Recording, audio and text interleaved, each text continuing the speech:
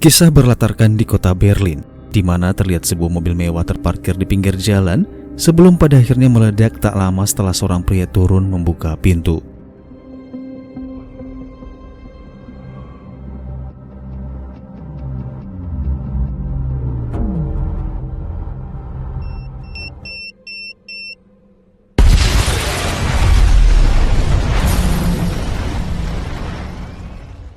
Berita ledakan itu pun dengan cepat tersebar ke media, memberitakan bahwa hanya dalam kurun waktu seminggu terakhir, sudah terjadi beberapa insiden serupa yang disinyalir terkait aktivitas para teroris.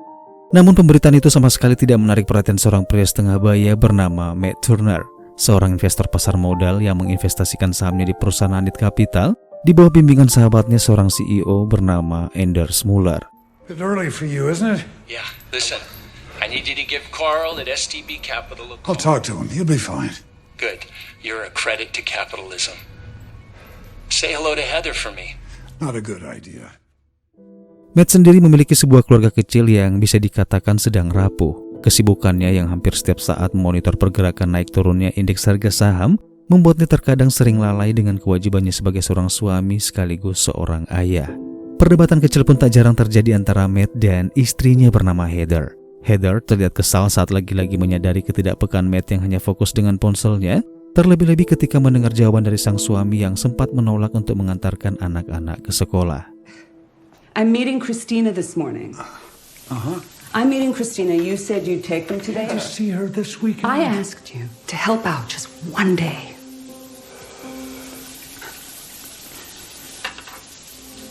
Okay, fine. I'm sorry. Kurangnya perhatian dari sosok seorang ayah pun tentu saja membuat kedua anaknya bernama Zack dan Emily bersikap apatis. Mereka sibuk dengan dunia mereka sendiri, bahkan mirisnya tidak lagi memperlihatkan rasa hormat pada sang ayah. Terlebih-lebih Zack sebagai anak sulung yang kini sedang beranjak dewasa, begitu membenci sang ayah terlihat jelas dari sikapnya yang suka membantah dan sangat sulit diatur. You don't come in here! Don't speak to your sister like that. I don't have time for this. Go and get your things ready. It's gonna be one of your talks. I don't have time for it if it is. You're skipping school. Why would I skip school? Skipping school. Yeah, I care. Zach, what is this? Can I just go now, Dad? Get in the car. We're going. Now. Where's your brother? I don't know. He was walking.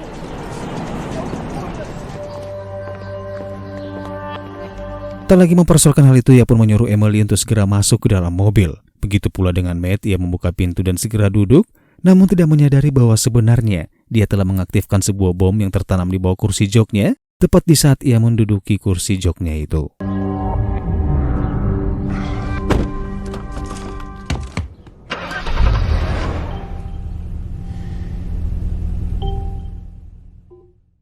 Secara otomatis mobil smart mewahnya pun mendeteksi adanya beberapa sistem keamanan yang tidak berfungsi. Meskipun Matt sadar dengan kerusakan tersebut, namun ia sama sekali tidak curiga bahwa semua itu dipicu oleh seperangkat elektronik berbahaya yang kini sedang mengincar keselamatan dirinya dan anak-anaknya. Tak lagi mempersoalkan error sistem keamanan pada mobilnya. Saat itu juga Matt memutuskan untuk tetap berangkat mengantarkan Emily ke sekolah. Hingga tak berapa jam mobil berjalan, mereka pun berpapasan dengan Zack yang sedang berjalan kaki.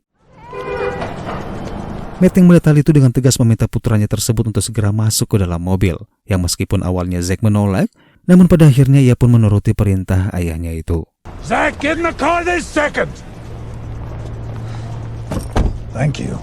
Di sepanjang perjalanan menuju ke sekolah, tak ada percakapan di antara sang ayah dan kedua anak-anaknya, bahkan mirisnya ponsel dan gadgetlah yang justru dijadikan teman terbaik. Tanpa sadar bahwa kebersamaan di momen seperti inilah yang seharusnya dijadikan kesempatan untuk menyatukan kehangatan sebuah keluarga.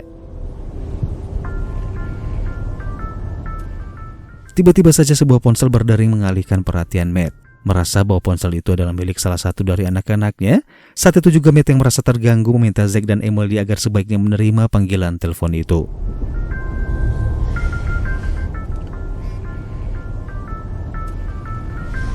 Are you gonna answer that? What? Are you gonna answer that? It's not mine.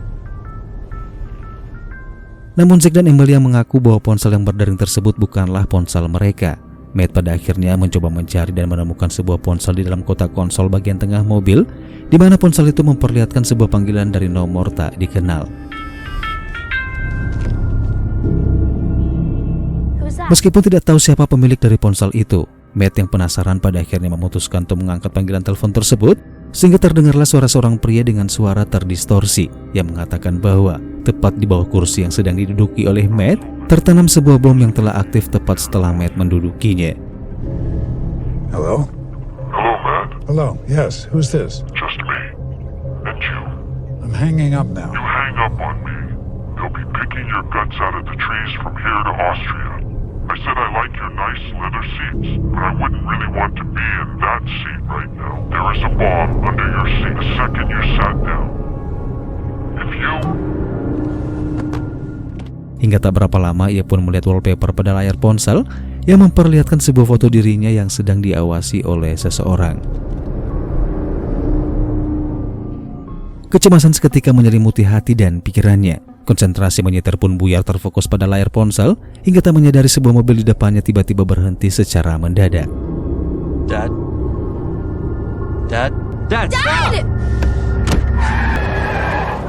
Kemacetan panjang membuat Matt memilih jalan memutar untuk mencari alternatif jalan lain. Bersamaan dengan kembali berderingnya telepon dari sang penelpon misterius, yang mana kali ini Matt memilih untuk tidak menanggapi panggilannya, mencoba mencari tahu kebenaran dengan meraba-raba bagian bawah kursinya, hingga menemukan bahwa benar di bawah sana tertanam sebuah perangkat elektronik berbahaya yang disebut dengan bom.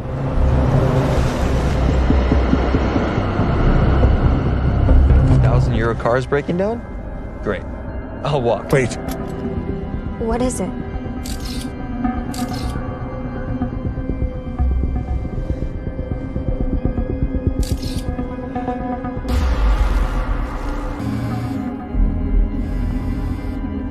Where are we? just, Mobil yang tiba-tiba berhenti diparkir oleh sang ayah di pinggir jalan tentu saja membuat Emily dan Zack pun mulai terlihat cemas, terlebih-lebih ketika melihat gerak-gerik ayah mereka yang terlihat aneh dan mencurigakan. Matt pun yang tidak ingin anak-anaknya diselimuti oleh ketakutan seperti yang sedang dialaminya. Ia mencoba bersikap tenang dengan memberikan alasan bahwa dia hanya ingin memeriksa mobilnya. Seketika Matt hanya bisa terdiam ketakutan. Tangannya bergetar menandakan bahwa adrenalinnya mulai terpacu, di mana hal itu tentu saja kembali menarik perhatian anak-anaknya yang kembali bertanya apakah ayah baik-baik saja. Tak ingin mengambil risiko yang justru akan membahayakan keselamatan mereka, pada akhirnya dengan terpaksa mengangkat telepon itu menggunakan earphone, dengan tujuan agar anak-anaknya tersebut tidak mengetahui apa yang sedang dibicarakan oleh ayahnya itu.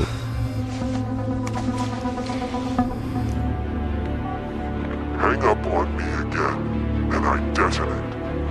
Do you understand? yes. Drive. Don't stop driving. Do you understand? Yes. Listen very carefully.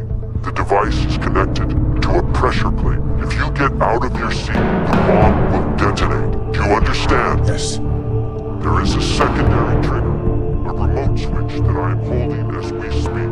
If you try to call the police, if you try to get help, I will detonate. I'm watching. Menyadari gerak-geriknya tengah diawasi oleh si pelaku membuat Matt mulai curiga dengan pengendara sepeda motor yang terus saja mengikuti mobilnya dari belakang. Yang di waktu bersamaan si pelaku kembali memerintahkan Matt agar menyita ponsel Zack dan Emily untuk kemudian membuang ponsel anak-anaknya itu. Drive. Don't stop driving. Take your kid's phone. My children are gonna like it. Now. Zach. Zach, What? give me your phone. Yeah, you too. What? Now.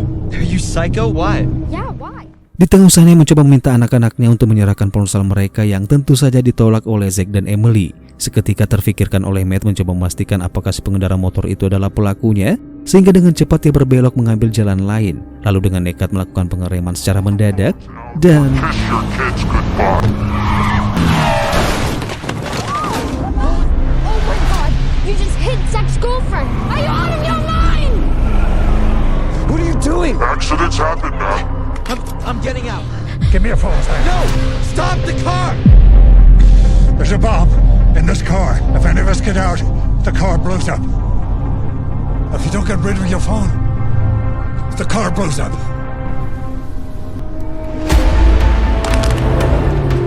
Good.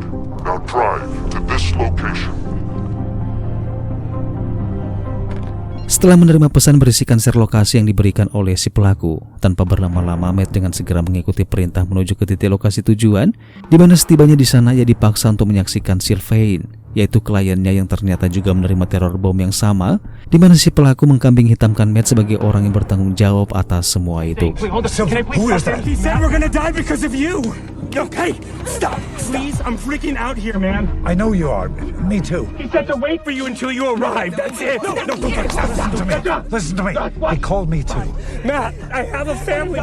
You're not going to die. It's important that you stay calm. It's easy for you to say stay calm. There's a bomb You underneath just the need to stay calm and think.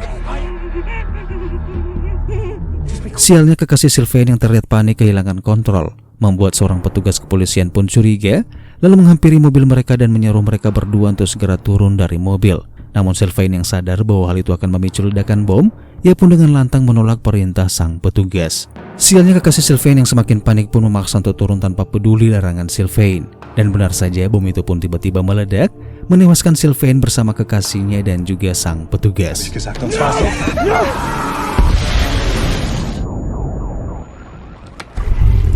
Zach, Emily, are you hurt? I'm good. I'm okay. Matt kemudian dengan segera pergi meninggalkan tempat kejadian. Namun tanpa ia sadari, beberapa kamera pengintai yang berada di sudut gedung merekam mobilnya yang sedang meninggalkan lokasi. Ledakan dahsyat yang telah menghilangkan 3 nyawa tersebut tentu saja sebuah tindakan tegas dari si pelaku yang secara tidak langsung memberitahu Matt bahwa aksinya bukanlah hanya sekedar ancaman. I'm sorry. For whatever happened to you, I'm sorry. I want you to call Heather. What? You have a safety box at the AIG Bank in Tiergarten. Heather is going to retrieve it. This is about money? You don't have the luxury of time to debate. Call Heather and put her on speaker. This is Heather. I'm not here, so say something nice. Heather, it's me. Call me back immediately. It's urgent. Setelah beberapa kali gagal menghubungi ponsel Heather, Matt lalu berinisiatif menghubungi sahabat Heather bernama Christina, di mana Christina memberitahu bahwa Heather sedang berada di kantor pengacaranya untuk mengurus surat perceraian. Hello? Christina, it's Matt. I need to speak to Heather. Heather, have you tried her phone? She's not answering. I know she's with you, and I need to speak to her. She's not with me. Where is she? I need to get a hold of her right now. Matt, Tell me where she is. It's a matter of life and death. she's at a divorce attorney. You haven't been there for her, Matt. What does that mean? Which one? It's in Lichtenberg. I don't know. Weber something. Matt. You didn't. Kabar dari Christina yang tak disangka-sangka itu tentu saja membuat Matt kaget bukan kepalang. Begitu pula dengan kedua anaknya, terlihat syok menyadari bahwa kedua orang tuanya tak lama lagi akan berpisah. Berbekal nomor ponsel sang pengacara yang ia temukan di internet, Matt pada akhirnya berhasil berbicara dengan Heather, memberitahu Heather tentang semua yang sedang terjadi. Mendengar hal itu, Heather tentu saja sempat dibuat bingung dan nyaris tidak percaya. Namun Matt terus berusaha meyakinkan istrinya, sekaligus memintanya untuk datang ke bank AIG dan mengambil semua uang yang berada di dalam brankas. This is Matt Turner speaking. I'm her husband. This is an emergency. I need to speak to her now. Our children are in trouble. One moment, please. Are the kids okay? They're fine. Just listen, please. There's a man who's put a bomb in the car. What? We have to do everything he says. What are you talking about? Heather, please. No, I don't understand, Matt. What you're saying doesn't make any sense. Who is he? I don't know. Right now, we just have to do what he says. I need you to go to the AIG Bank in Tiergarten. There's a safety deposit box in my name. Look, if I wasn't enough for you, I'm sorry. I'm so sorry. You better find somewhere to lay low until she's at your big bank. Remember, Matt, I'm watching you. Don't do anything stupid.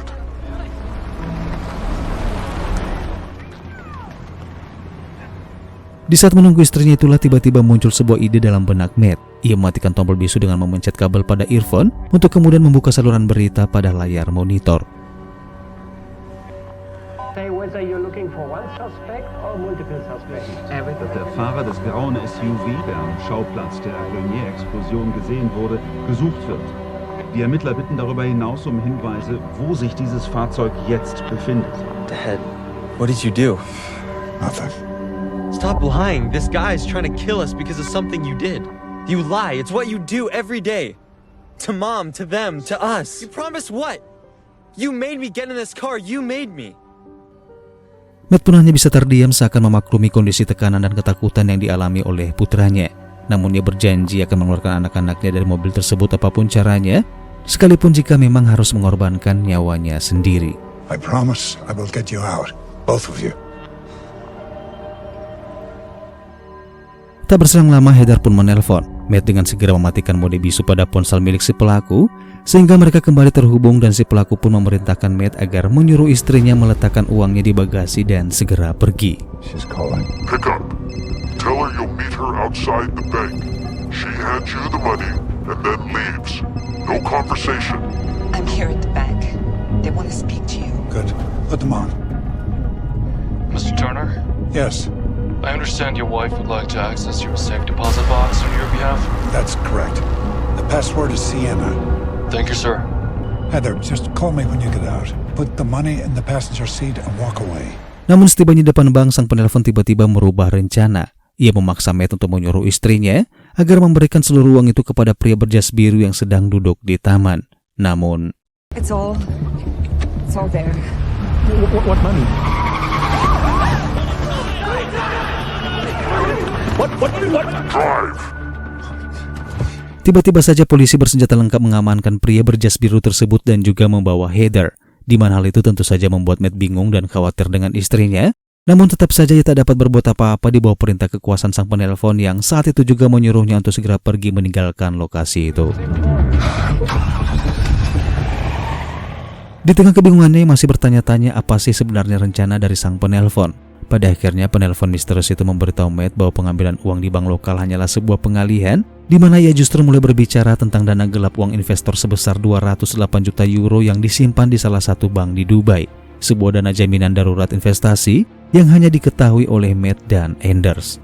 Mendengar hal itu Matt pun kaget. Ia mulai berpikir bagaimana sang penelpon bisa mengetahui dana rahasia yang jelas-jelas hanya dialah dan Anders yang mengetahui dana itu. Sampai akhirnya sang penelpon kembali mengirimkan pesan berisikan share lokasi yang saat ini harus didatangi oleh Matt, di mana sang penelpon sepertinya sengaja mempertemukan Matt dan Anders di lokasi tersebut, menyuruh Matt untuk membicarakan dana gelap itu bersama Anders. The little slush fund that you and Anders have, your investors' money. Dubai, 208 million euros emergency collateral. I think we should talk to your boss. Anders? Why? He's already waiting for you. Drive. Singkat cerita, tibalah mereka di lokasi tujuan sesuai permintaan sang penelpon, sebuah lokasi tak jauh dari stasiun kereta, di mana di sana dia melihat mobil Anders terparkir dengan jarak hanya beberapa meter dari mobilnya. Kedatangan Matt disambut oleh Anders yang memperlihatkan raut wajah penuh kekecewaan. Ia tak menyangka kenapa dan bagaimana Matt bisa tega melakukan hal itu kepada sahabatnya sendiri, yang tentunya dalam kasus ini Anders menduga bahwa Matt telah memasang sebuah bom di mobilnya, seperti yang dialami oleh Sylvain. Why are you doing this? Nothing. Nick Heiko does this to his own best friend. And you brought your kids. Matt, why? Di saat Matt mencoba menjelaskan apa yang sebenarnya terjadi, tiba-tiba sang penelpon memaksa Matt agar meminta Anders untuk menyetujui pencairan dari total semua dana rekening mereka yang berada di Dubai. Di bawah kendali perintah dari sang penelpon, Matt kembali dipaksa untuk memberikan ancaman kepada Anders, di mana jika Anders tidak segera mentransfer dana tersebut ke rekeningnya, maka Anders akan dibunuh. Tell him to authorize liquidating your collateral account. It isn't my money. I didn't steal it. It's the client's. Tell him to authorize.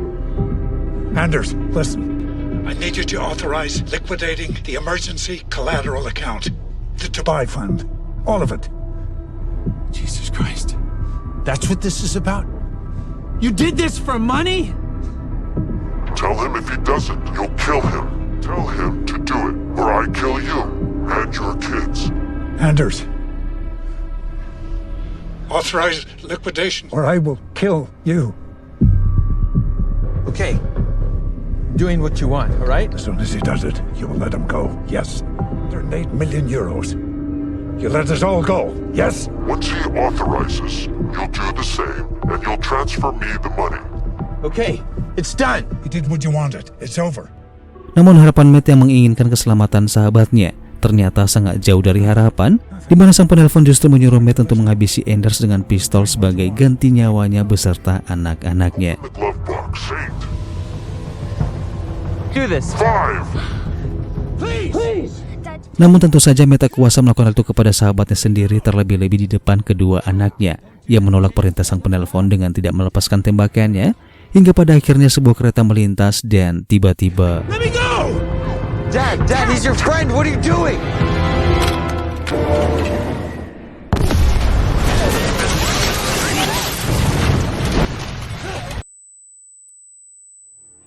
Serpian dari ledakan mobil menewaskan Anders ternyata nyasar melukai kaki Emily. Mengetahui hal itu, Matt meminta Zack untuk mengikat kaki adiknya menggunakan dasi sebagai upaya agar Emily tidak kehilangan banyak darah.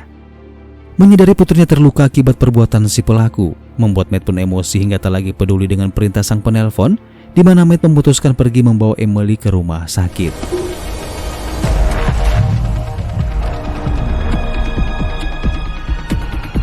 That'll make 4 people that you've killed today. Namun di tengah perjalanan menuju ke sana, satuan petugas kepolisian ternyata sudah berjaga di sudut-sudut kota, mengerahkan beberapa mobil petugas dengan bantuan 1 unit helikopter, sehingga ketika melihat mobil Matt muncul, mereka dengan cepat mengejar dan aksi kejar-kejaran pun terjadi.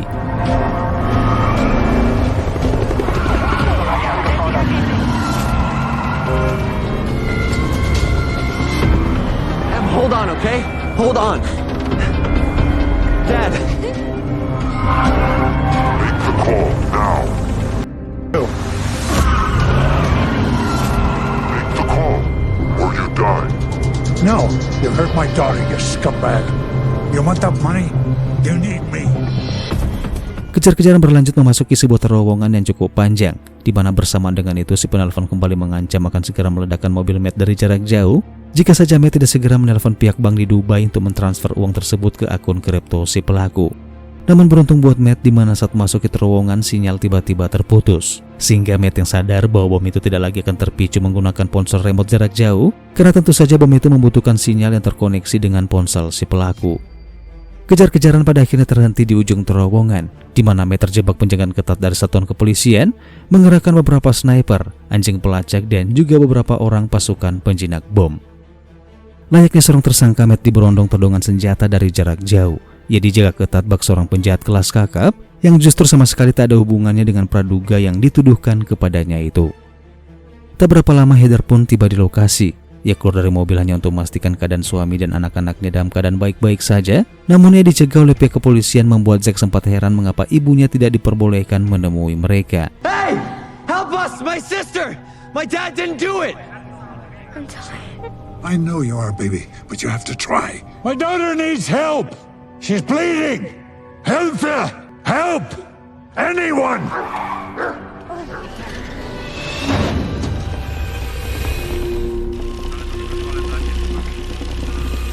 It's under our seats!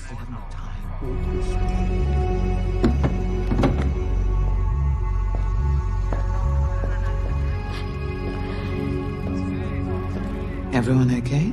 My daughter's hurt. She's lost a lot of blood. We have EMTs right here. We'll get her seen to real soon. Then bring them in now. You've got everybody's attention, Matt. A lot of people here are worried about you. Especially Heather. I just need to know you're not gonna, do something crazy. I mean, you go, I go. I didn't do this. The car will explode. Under our seats, there are pressure triggers. Just get them out. Look at my daughter, please.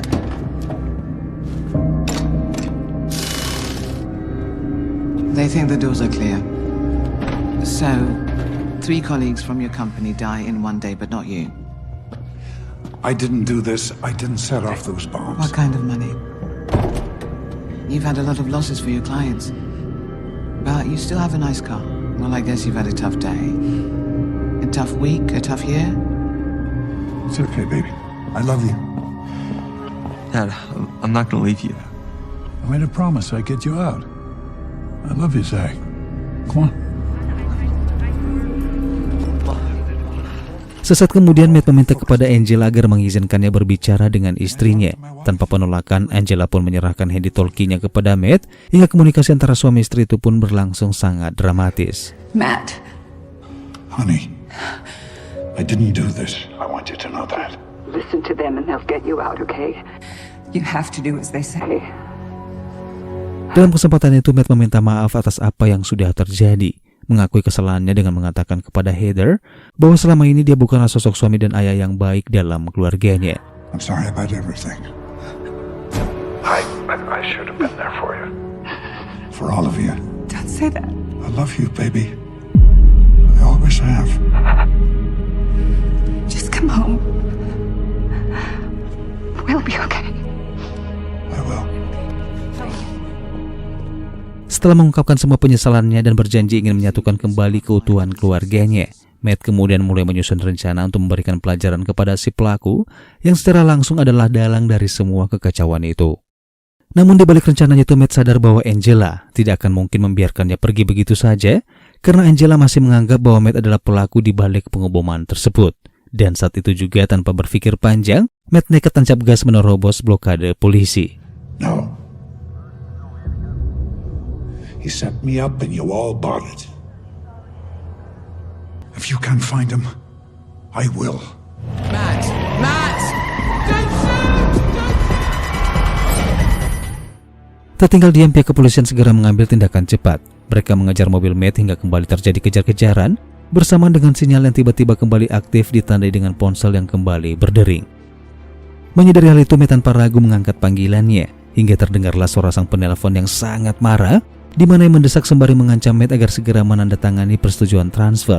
Namun di luar dugaan, Matt justru seakan tak peduli, bahkan dengan berani bernegosiasi mengatakan kepada sang penelpon, jika kau ingin uangnya, tentukanlah tempat di mana mereka harus bertemu secara empat mata. Face to face, or you got nothing. I could end this right now. You want your money? I want my life back. Choose the address, not you. Sampai akhirnya sang penelpon menunjukkan lokasi titik pertemuan di sebuah lokasi keramaian di tengah kota yang menunjukkan bahwa di sana sedang berlangsung aksi demo dari para demonstran.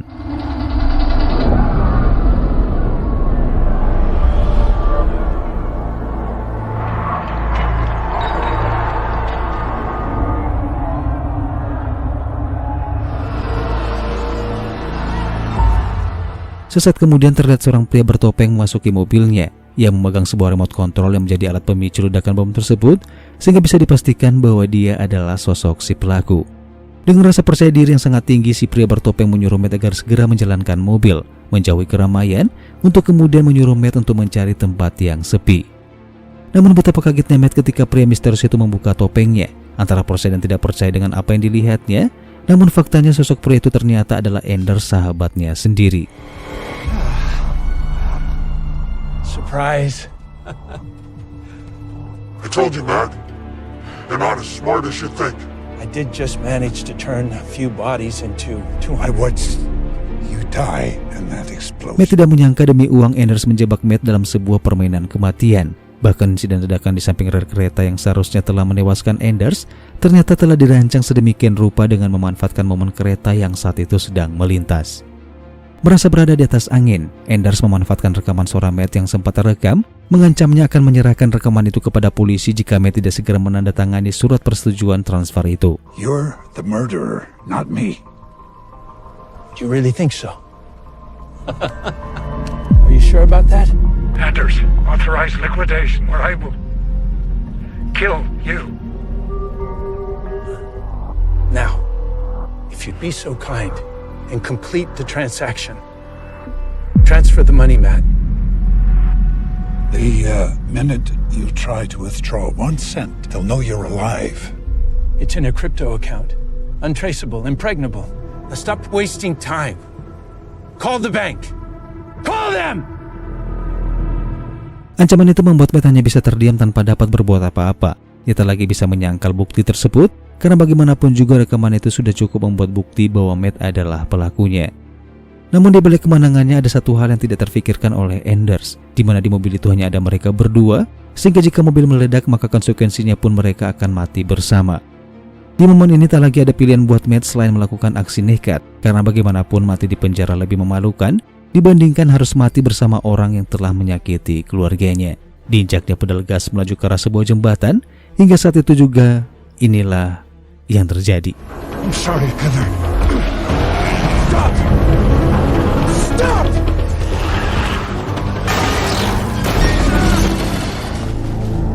Kondisi mobil yang miring yang pastinya satu gerakan saja akan memicu terperosoknya mobil jatuh ke sungai. Matt dan Anders pun berpacu dengan waktu. Jantung berdegup kencang, memaksa Anders mencoba meraih remote control yang tersangkut di pagar jembatan. Bersamaan dengan itu, Matt dengan cepat melepaskan seatbelt pada kursinya. Gravitasi bumi menjatuhkan tubuhnya ke sungai, yang secara otomatis plat tekanan pemicu bom pun meregang dan...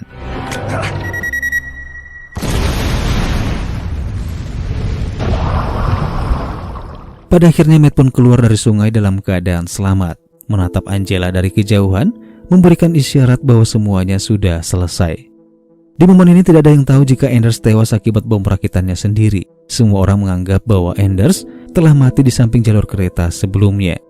Berkat kesaksian Jack dan Emily yang melaporkan tentang si penelpon yang mengancam ayah mereka, membuat Matt pun terlepas dari tuduhan, lalu membuat surat pernyataan bahwa uang sebesar 208 juta euro itu telah ia transfer ke akun kripto si pelaku.